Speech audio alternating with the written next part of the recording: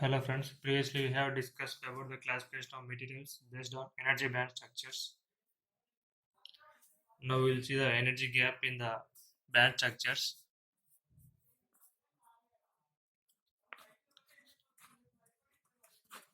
This energy gap is denoted by Eg and its units are electron volts. Consider a band diagram. This is the conduction band, this is the valency band, and this is the energy gap, forbidden energy band. Previously we have seen that if energy band is 0 electron volts, these are conductors, and the Eg value is greater than or equal to 6 electron volts. These are insulators, and the energy gap lying between 0 and 1.1 electron volts. These are semiconductors. Now we'll see based on the temperature how this energy gap is varying. This energy gap depends on temperature.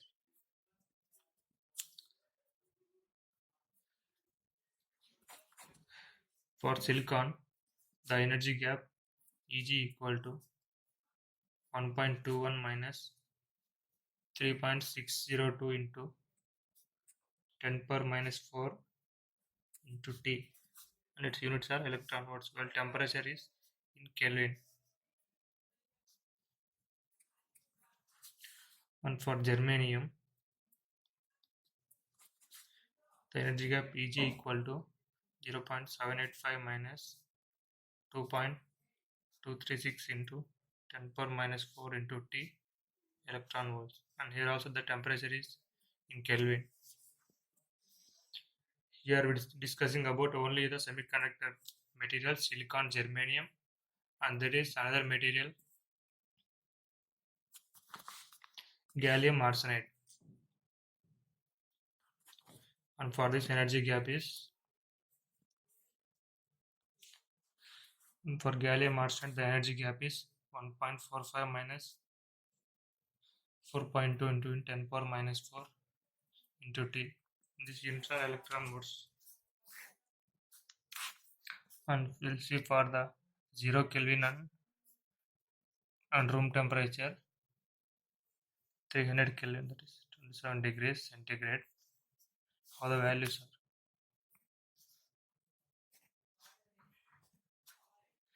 At T equal to 0, the Eg is 1.21 for silicon.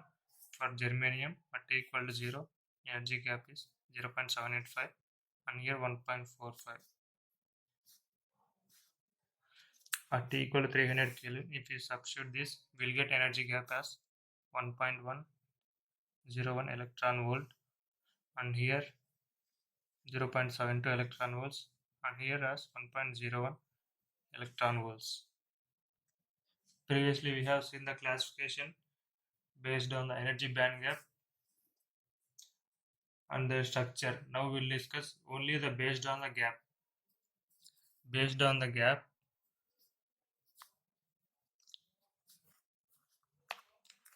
there are two types of semiconductors. One is direct band gap.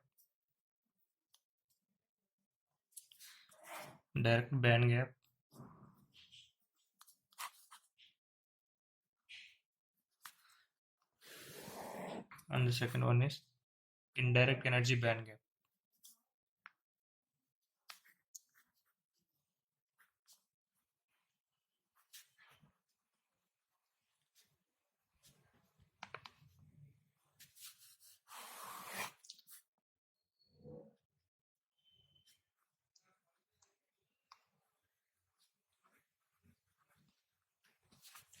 First of all, we will see the direct energy band gap semiconductor.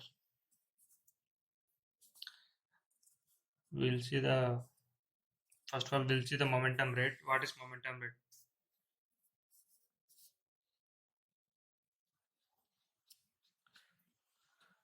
Momentum rate is nothing but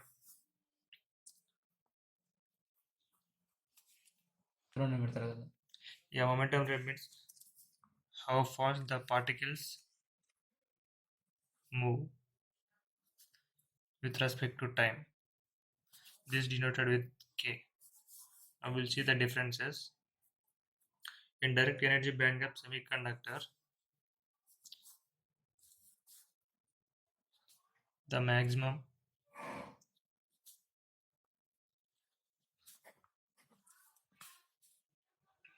energy value in valency band has the momentum rate same as that of minimum energy band in conduction band. That means if you consider the diagram, this is the momentum rate K and this is the energy, this is the conduction band and this is the valency band.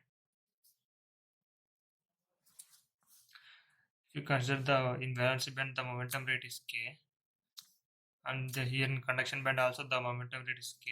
That means the change in momentum rate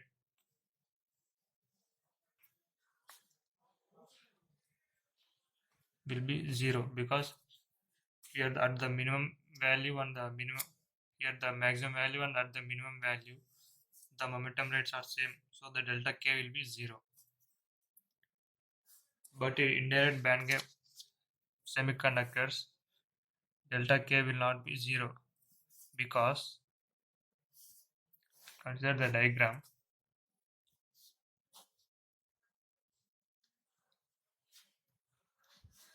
This is the conduction band, this is the valency band, and this is the K versus E graph. If you consider the at the valency band, at the maximum valency band, let us assume that it is K1 momentum rate and here K2. Here delta K will be K1 minus K2. As the momentum rates K1 and K2 are not equal, the delta K will be a finite value which is non-zero.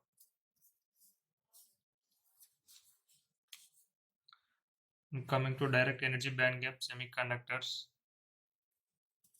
due to zero momentum rate, that means K, there will be direct recombination of carriers, and during the recombination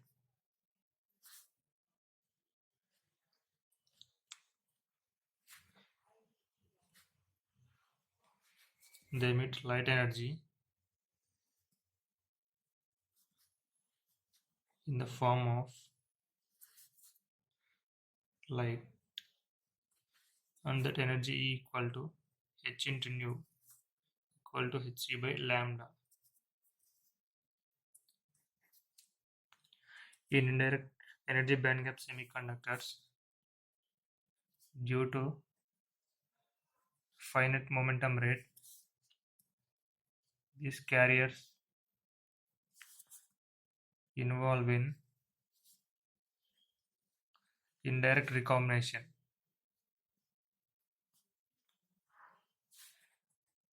and they induce electric energy.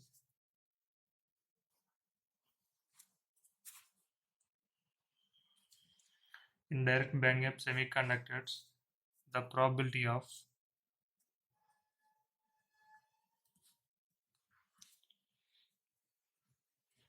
radiative recombination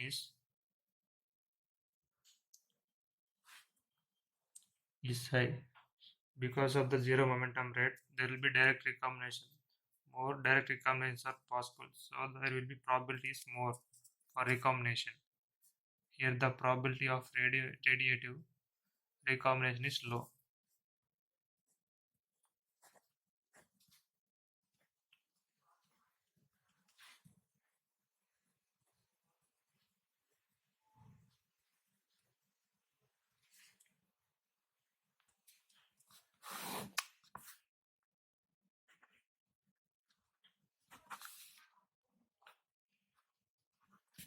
And the next difference is, and the examples for this direct band gap semiconductors are gallium arsenide, gallium phosphide, etc. And for indirect energy gap semiconductors, the examples are silicon and germanium, or simply we can take as fourth group elements. But majorly we use silicon and germanium as indirect energy band gap semiconductors. And coming to its applications, these are used in LEDs, photodiodes, photodetectors,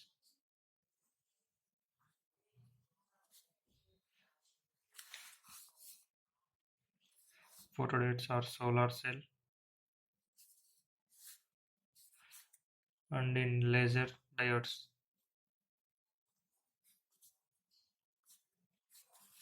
And coming to indirect energy band gap applications, these are used in making of light components,